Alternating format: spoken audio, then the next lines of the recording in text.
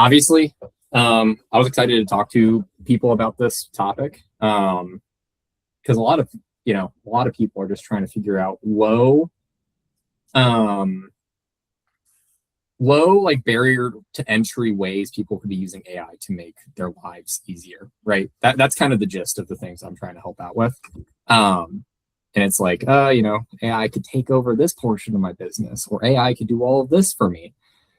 And that's great and all, but how is it actually, does it work alongside you? Is it actually creating the business outcomes you're hoping for? Or is it just making you lazier as a human?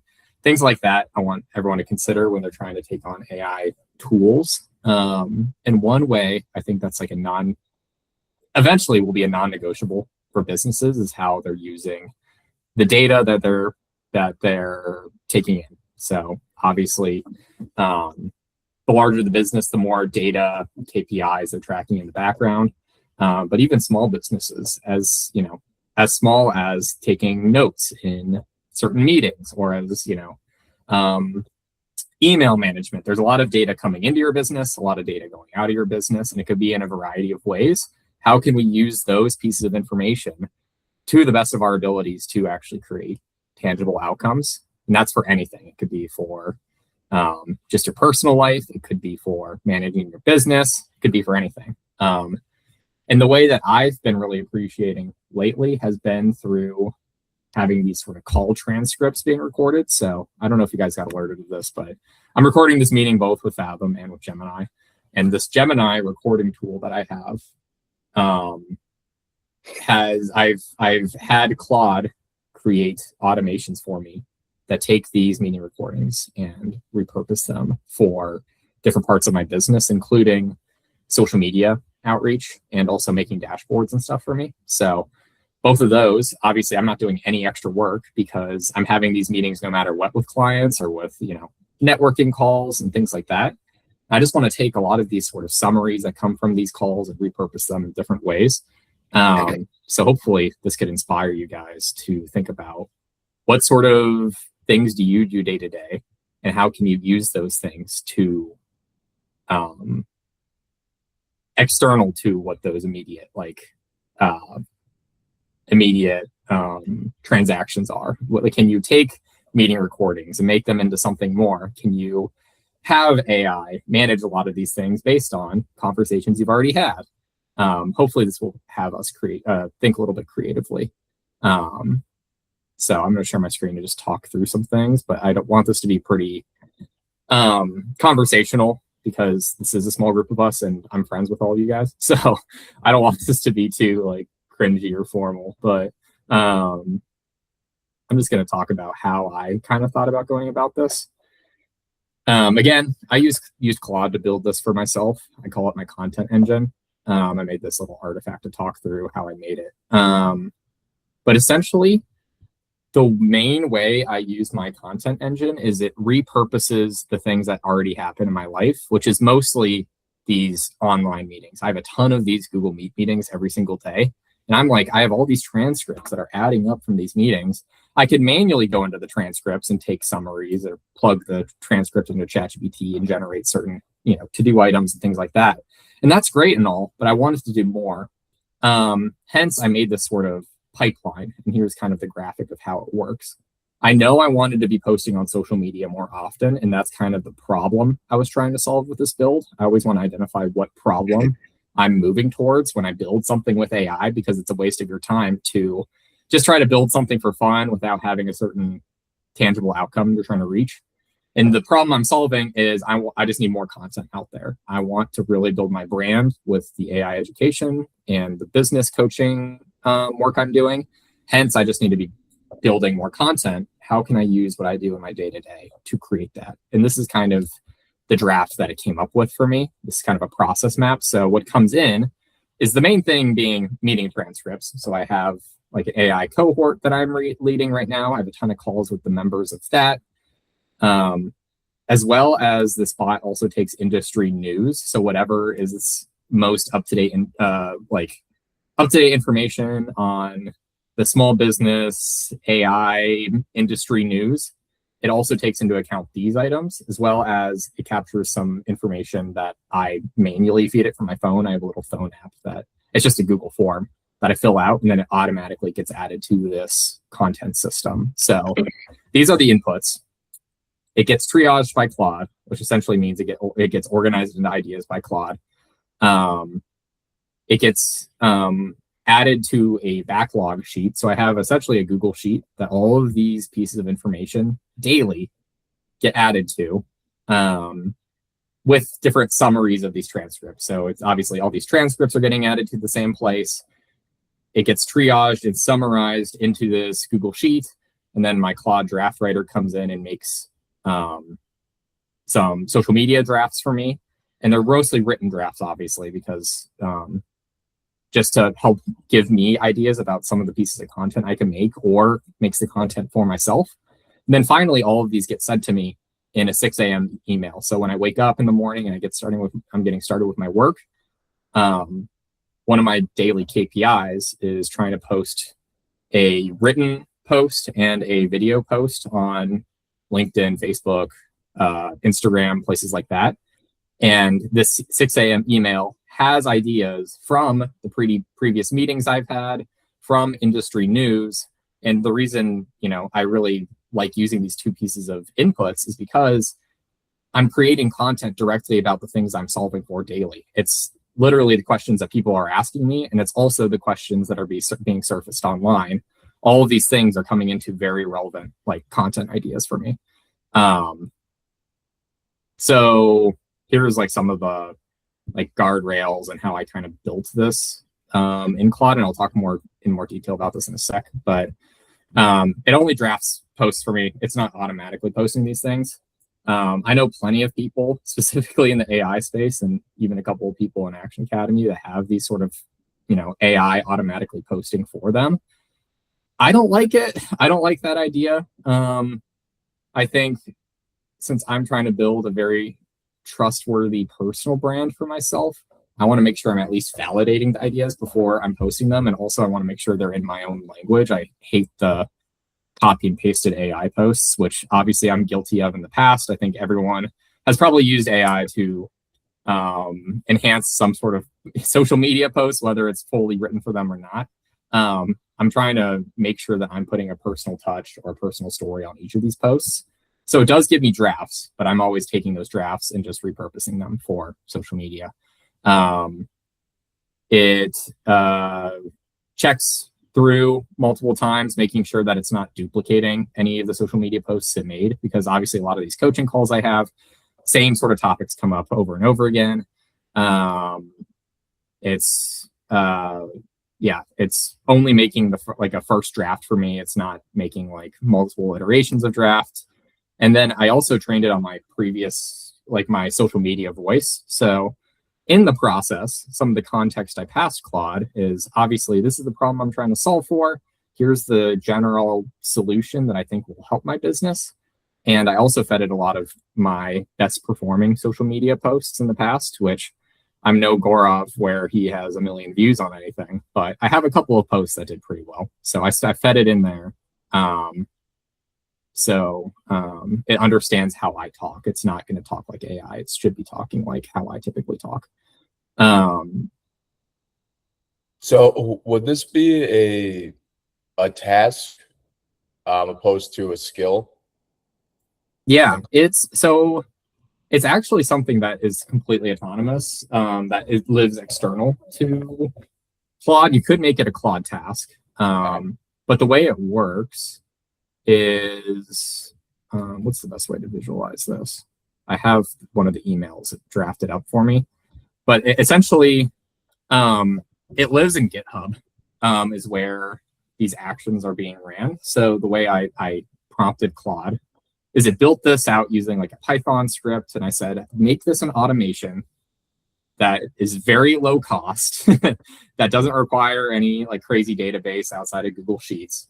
And essentially, it all lives in my GitHub account. So I don't know if you've used GitHub in the past, but it's essentially a file sharing service for coding files.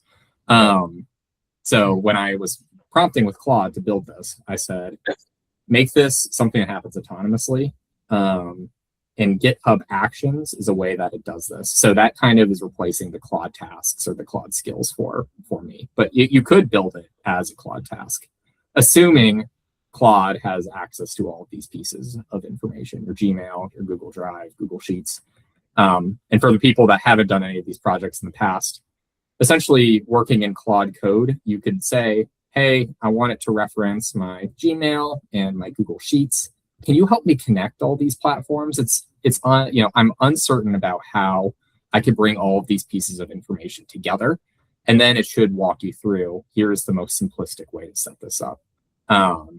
First, you need to give me these pieces of information or the sign-in information, and then we could bring all of these things together and make this run in the background for you. So what that looks like now, here's my backlog. This is actually a demo backlog because I didn't vet some of the previous posts in the main backlog I use, but all of these posts get summarized into ideas from previous calls I had. The source reference is like the call that I ran. Here's like the general idea, and then it has like a content draft for me. Says whether I posted it on certain days or not. Very simplistic sort of spreadsheet. But it also, what I actually appreciate, since I work out of my email constantly, I try to make these tools live where you're naturally going. So for instance, Mike, if you're working if you are like working within Claude every single day, you could make it a Claude task that runs directly in Claude because you know you'll be opening it up every single day. For me, I know I like working within my email.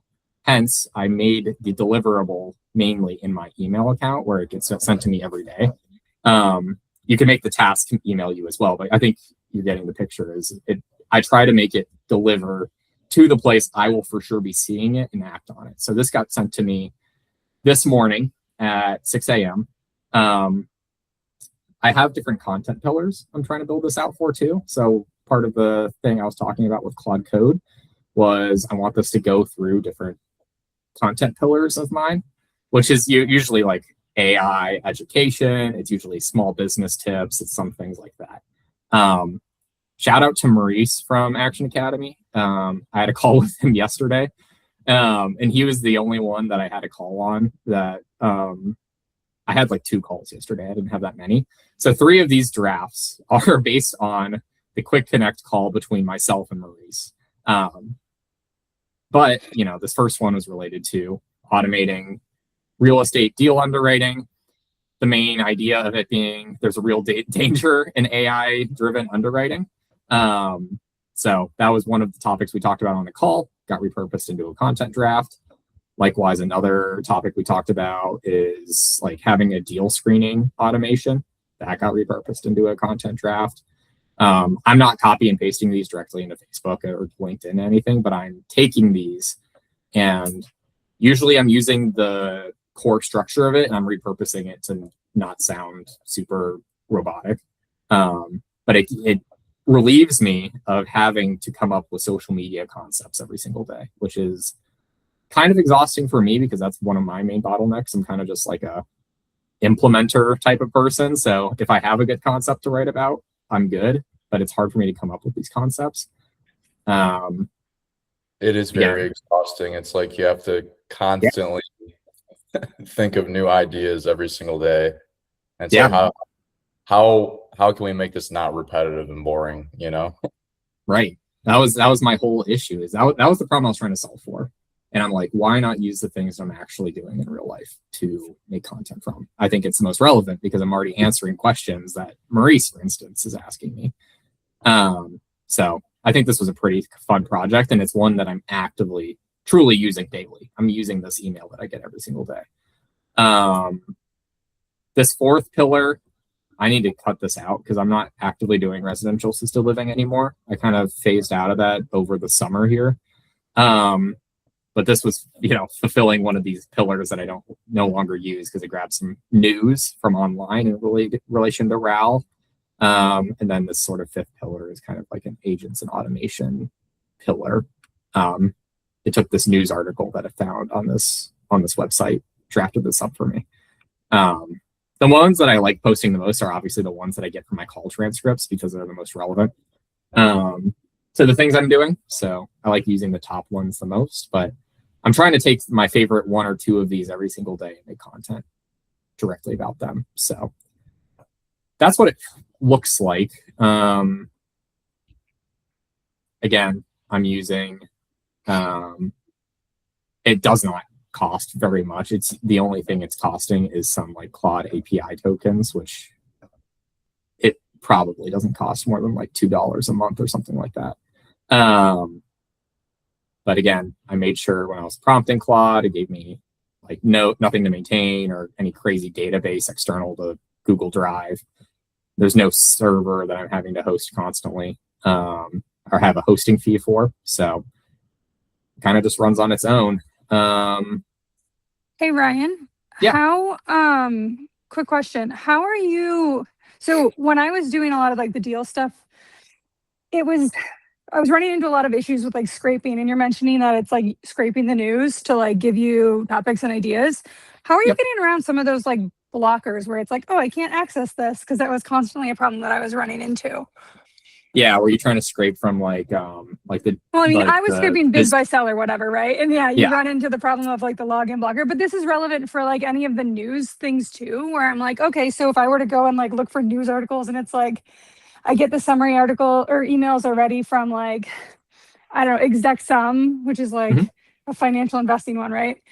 And all of those news articles are basically behind paywalls for every news, Wall Street Journal, Bloomberg, yada, yada, yada. So I'm like constantly running into the scraping issue of like finding the actual article information. Certainly. And it is a relevant issue. It's going to come up just depending on what sort of source you're going after. Some sources are much easier to access than others. So one of the conversations I had with Claude as I was getting started with this, obviously I like doing a lot of context building and research up front when I'm trying to get started with something like this. I told Claude, hey, go research what sort of data sources in these fields are the easiest for you to access. Got it. So I could be receiving these over time. For instance, like everyone tries to scrape this by sell and it like never works for people because of those things. Like, and there's, whereas for instance, like Zillow is actually easier to scrape if you were trying to go after real estate. It just kind of depends on the source. The other way I got around it is one of the inputs that you could have for this sort of system could be newsletters, for instance, that you sign up for from one of these sources.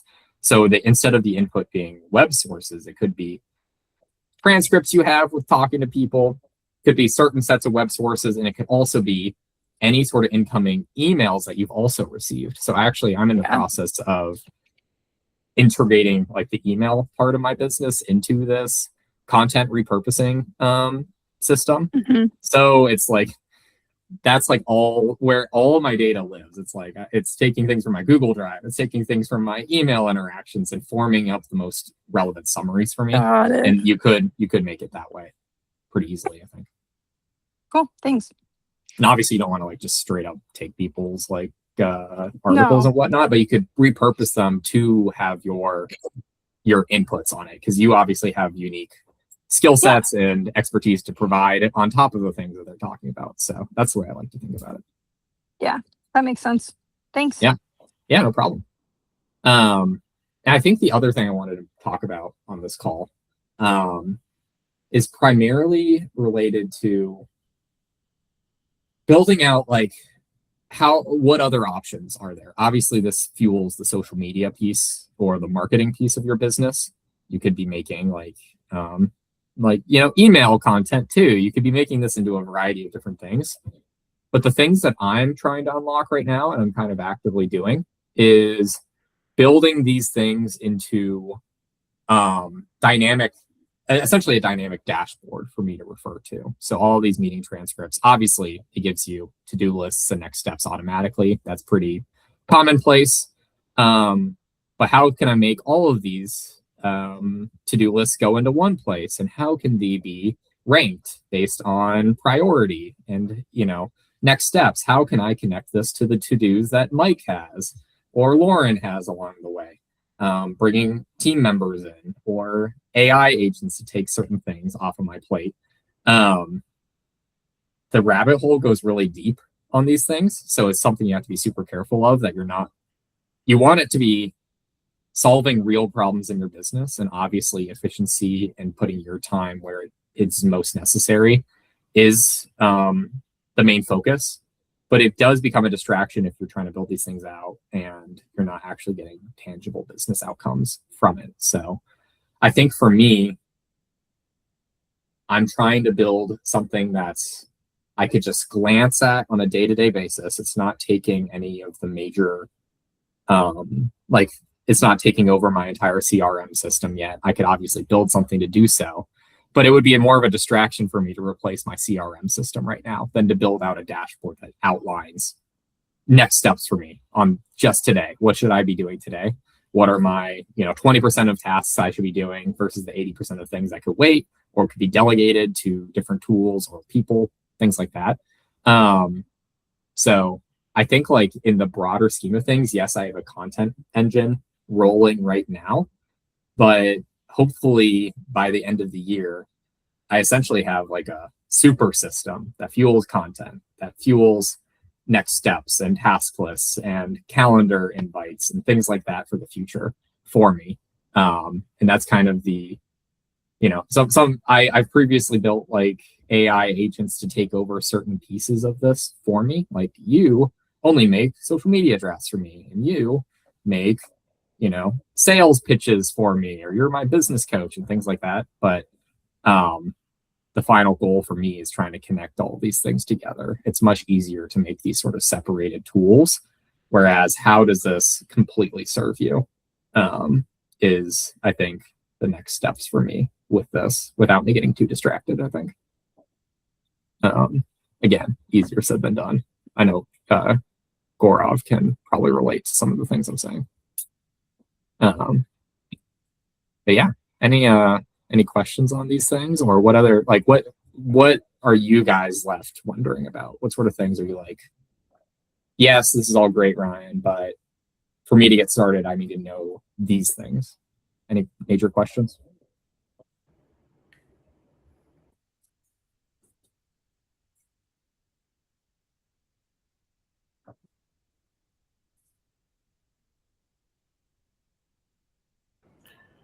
How are you choosing models for what task to do on which one? Yeah, it's a great question. I'm going with whatever Claude recommends to me, usually based on token utilization and things like that, to be completely honest with you. But throughout the build process, I always recommend for people that have like a paid version of any of these tools. But usually, like, most people probably have like a $20 a month version of Claude or ChatGPT. I have an $100 version, so I'm trying to relate to people that have the cheaper version. Usually, I recommend for the planning phase and for gathering all this context and things up front, I'm always using the highest lever, or the highest thinking model available. So for Claude users, it's usually Opus or Fable, depending on what plan they have. And then once I have a really strong plan in place, I've interacted with Claude back and forth a handful of times, it gives me this plan. I either like the plan or I don't like the plan. Let's keep iterating on this plan a little bit back and forth until it presents something to me that's like, wow, this will solve the problem that I'm going after and be something I actually use for the future. Let's press go on the build. And then I usually go down to like Sonnet, for instance, for the build process, because it outlines the plan. Usually the build process is pretty smooth with a lower thinking model. But in relation just to the day-to-day like tasks, I think the system I built is built on Opus. But truthfully, I didn't have any crazy reasoning for choosing that one. It was kind of just recommended based on my research. Cool. Do you have any inputs on that? I'm curious to hear your thoughts. No, that's something which I struggle with, especially after the Opus update. It just takes up so much tokens and it drains you very, very quickly. So you have to wait a long time. So I don't like that. No, I hear you. And I think one thing that helps is this this automation only runs once a day. So it runs in the morning. It doesn't use that many tokens because it is just a one-time go.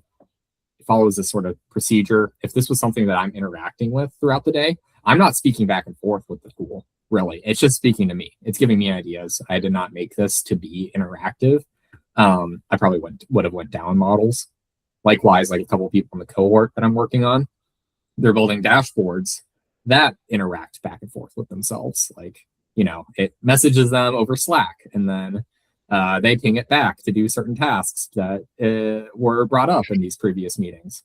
I encourage them to use the lower thinking models because of how much they're going to interact with it, especially when they're getting started. They could always go up if they're having issues with Sonnet. They could always upgrade, but I'm like, I don't want you to drop a bunch of money, especially on one tool that you're building for your first iteration. That just never makes sense to me. I try to keep it as cheap as possible for the MVP.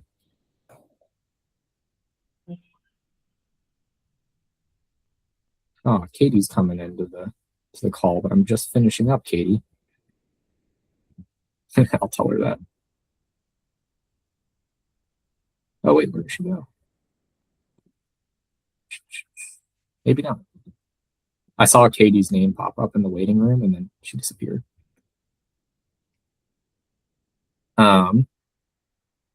Mike and Lauren, have you guys been building anything like this? I'm curious to hear about what sort of things you've been working on.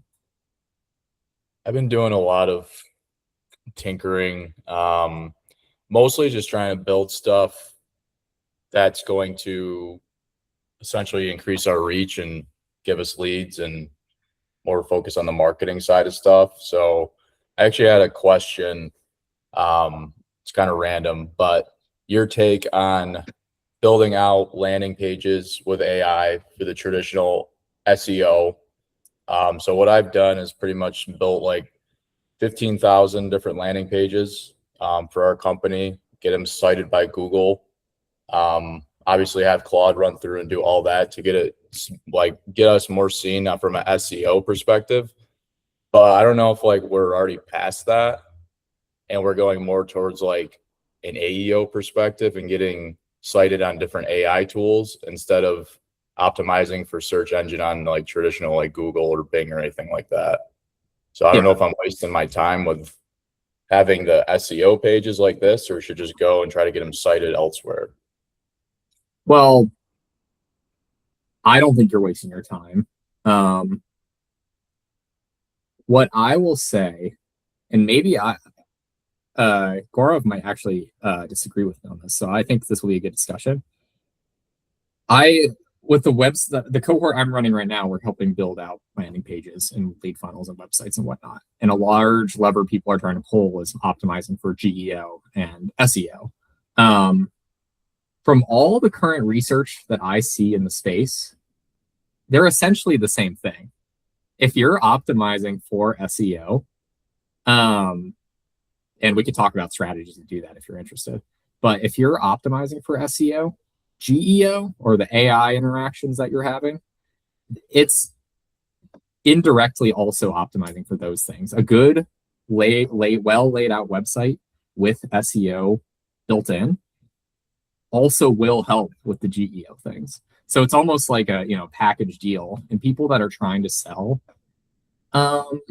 GEO specific services right now, I don't really agree with what they're trying to do as of August of 2026, because essentially they're just trying to make something out of an SEO product, essentially.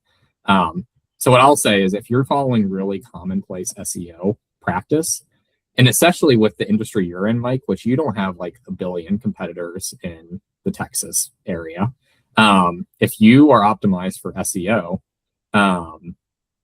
I think you should also be popping up in these AI searches just naturally. Maybe it's a little bit different if you're trying to sell some sort of AI-based product where a lot of the users are going directly through ChatGPT to find your product. But as of this year, still 90% of search queries are on Google or Bing, versus versus one of these like AI platforms, even though we're kind of well ingrained with it now. I do all my searches in AI, but the average person doesn't, right? So I would just stick with trying to do what you can with SEO. That makes sense.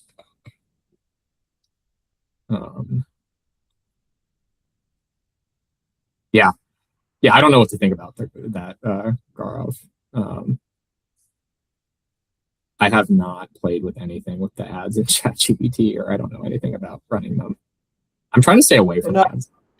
Yeah, I'm just mentioning that they, I think, just came out with that. So I'm pretty sure a lot of people would be heavily investing or learning that space of advertisements on like ChatGPT or like AI. Mm-hmm. I wonder what did you look into like the pricing or anything on those? I think they just gave a $500 credit to get started. That's the email which I got.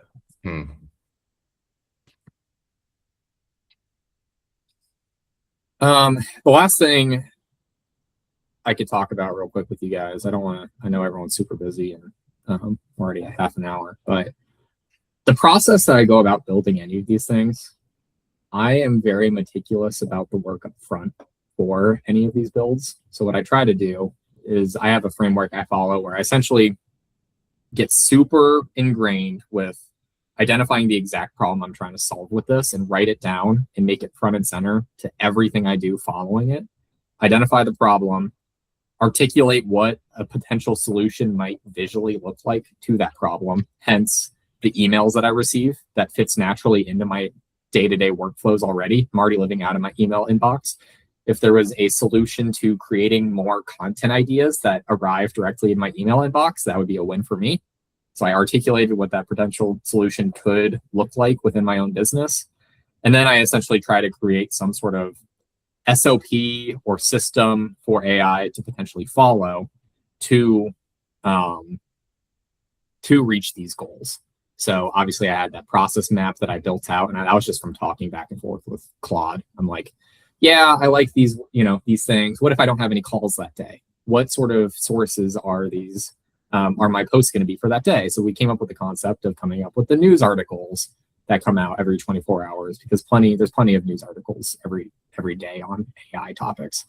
So after this sort of back and forth activity from identifying the problem, articulating what that will look like for my business, and then making a system for it, then I finally jump into it. Whereas a lot of the people that I've been trying to coach to build these sort of things or working alongside to implement these sort of tools, usually the biggest mistake I see is people just jumping in and trying to just build like from the get-go, which I do all of this sort of planning pre-Claude Code, or pre-AI, I guess. A lot of it is just me identifying the operations of it, the system of it, before trying to implement AI into a broken system, if that makes sense.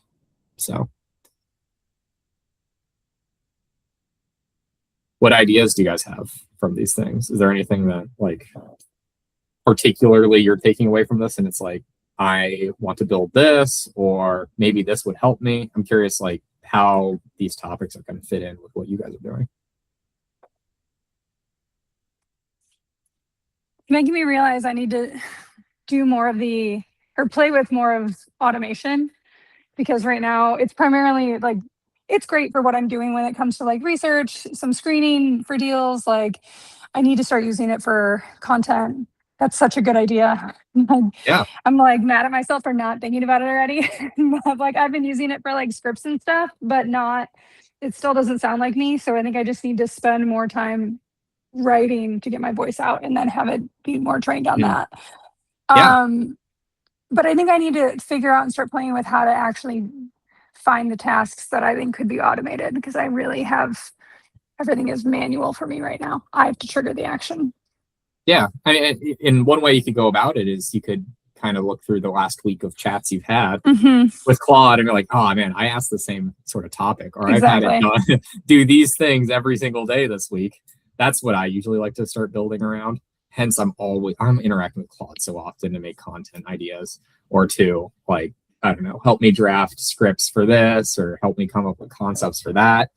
That's the best way to get started. I think like, and you can even, since I don't know if you're interacting with ChatGPT or Claude or wherever you're doing this, Lauren, you could just simply say like, hey, you know all this about me. You know the typical questions I'm asking. What are the highest leverage automations that we can make in the next hour together? And let's get started with it. And it could guide you through the whole process. The first time you do it is probably uncomfortable, but after that, it becomes automatic, and then you start to live and breathe these programs like a couple of the AI nerds in this group. No, I know. That's exactly what I need to do. Yeah. Yeah, you also gave me a pretty good idea of, at least for LinkedIn posts, because like what we're going to start doing is running like thought leader ads on LinkedIn. So obviously you're going to have some thoughts to do that. Yeah. So I'd say just like taking our sales calls, so like in between our clients, and then also our collection calls from our collectors to the debtors, and kind of taking all that. I don't know if as our phone system has API access or anything, but there's some API we can hook up to that, and then just all the calls, the thousands of calls per week, just get dumped into that. Then we can repurpose content kind of from. Do you know what platform do you use for our phones? Mm-hmm. I'm just curious because I might know the answer. QVD. Yeah, I lied. I don't know the answer to that. I've done it a lot with like the Quos and of the world, or some of these online apps that act as like phone services, Google Voice, things like that. And usually those are really easy to integrate into these processes. But yeah, I don't know. Yeah, but for sure, like if you guys are doing online meetings like this ever, oh my gosh, please record your meetings and please use these transcripts because they're golden for repurposing. Because I'm always yapping on these calls and coming up with different ideas with people real time. And obviously it grasps the most common sort of questions people are asking you. It grasps a lot of the summaries of the thing, or the ongoing trends that come up over and over again. And you should definitely be making content about those things because they're relevant. You're having real life conversations about them. So that's the way I like to think about it, at least.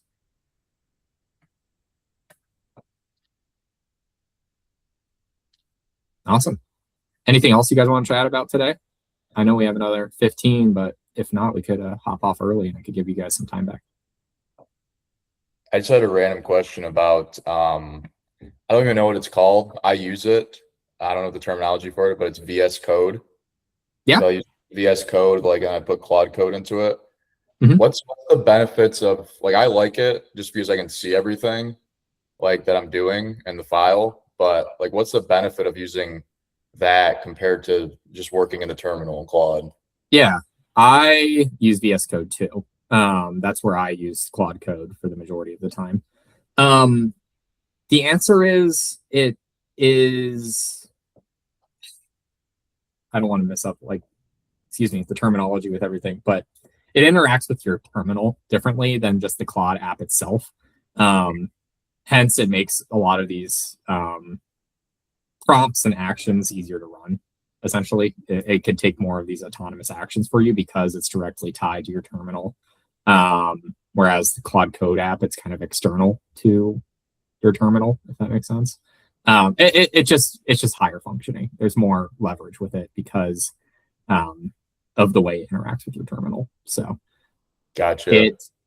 For anyone that's watching this recording, I'm just doing this for the recording. If you're getting started in Claude Code, I would start by using the Claude Code app itself, the way you would typically think of it. But once, sometimes Claude Code prompts you to copy and paste things into your terminal directly, or to do different things that might be, take a little bit more time to prompt back and forth, or it has you run external things from your Claude platform. A platform like VS Code usually makes that a little bit easier and a little more autonomous just for the way it interacts with the terminal. I don't know. Mm-hmm. Gaurav, if you have any insights that I'm not providing, you might be able to articulate this better. No, I think you got everything covered. Yeah. The terminal really helps working on that instead of the app, because you can do multiple things at the same time. So you can be working on 10 projects at the same time without switching. context and they can move around. Yeah, right. Yeah. Yeah, that makes sense. I mean, I feel like sometimes I just go down the YouTube rabbit hole, and instead of understanding a lot of stuff, I'm just following directions. But I mean, that definitely gives like a better picture of like actually why you'd use it versus the terminal itself on Claude. If you're already using VS, Mike, you're in a pretty good spot. So I don't like most people, you know, obviously only X percentage of the world is using AI. And a very small fraction of that is even using Claude code. And then even smaller fraction of that is using something like VS Code to get these outcomes. So just from the fact that you're doing that, you're well ahead of your competition. I can tell you that. Oh, that's good to hear. Most of the cohort that I have 10 people going through the education group I'm in right now. None of them have used VS Code.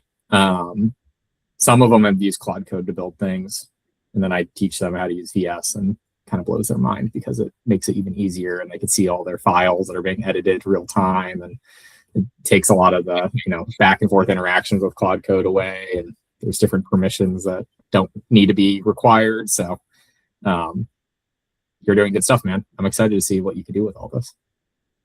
Heck yeah. Anything else, guys?